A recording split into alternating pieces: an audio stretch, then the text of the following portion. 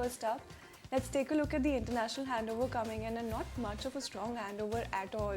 Absolutely. Nothing exciting, at least in the US markets, absolutely flat. Seems like they were reeling under pressure of the non-farm payroll data that came in. Was nothing exciting. So because of that, whether you saw the Dow Jones or S&P 500 closed a bit on the negative side, flattish with a negative bias is what we could call for the Dow Jones and the S&P 500, while the Nasdaq closed flattish but with a positive bias, 0.03% gains is what we saw. All the eyes are going to be on inflation. We have heard a lot of commentary that keeps coming in around inflation. Now, when you're looking at it in terms of the stock futures also, nothing exciting that we're seeing as of now this morning for the US stock futures.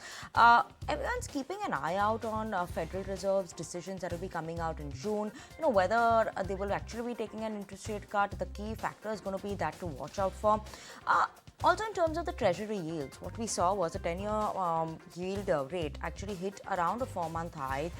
So that is something that was a bit of a pressure on the stocks, and overall CPI data is something that everyone is keeping an eye out on. That is a global data when you come and see it from the US front and US market. But European markets, yes, do not forget, they do close before the US markets.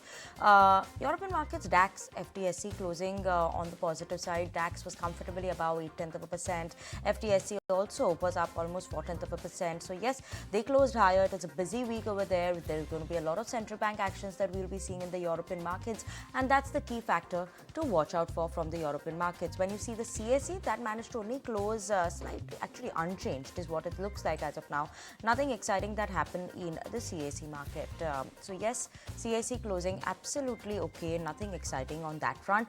Earnings season is what we're keeping an eye out on for all the major US banks that will be kicking off earnings season this week. So a lot of the markets in the US market also will be moving because of these earnings. So whether you look at major banks like JP Morgan Chase, Citigroup, Wells Fargo, all of them will be reporting their numbers this week, which is a key factor to watch out for. And now, Shreyansi, I think the main move will come in the markets because of earnings. If there's any miss, I think we would see a further fall coming in. But otherwise, more earnings moves finally going to be starting, and a lot of stocks that we'll be talking about now because of earnings as well. Absolutely, that is what we're going to have to mark on our calendars going forward. But then, when we're looking at oil as well, there's quite the interesting move that's come in because the WTI contract fell just about 0.5%, settled around that $86 a barrel mark. Even Brent also lost 0.8% and settled around that $90 a barrel mark. Now, Israel withdrew forces from the southern Gaza city of Khan Yunis over the weekend, bringing its troop levels in the enclave to one of the lowest levels since the war with Hamas began last October. Now, negotiations on a ceasefire between Israel and Hamas are ongoing in Cairo.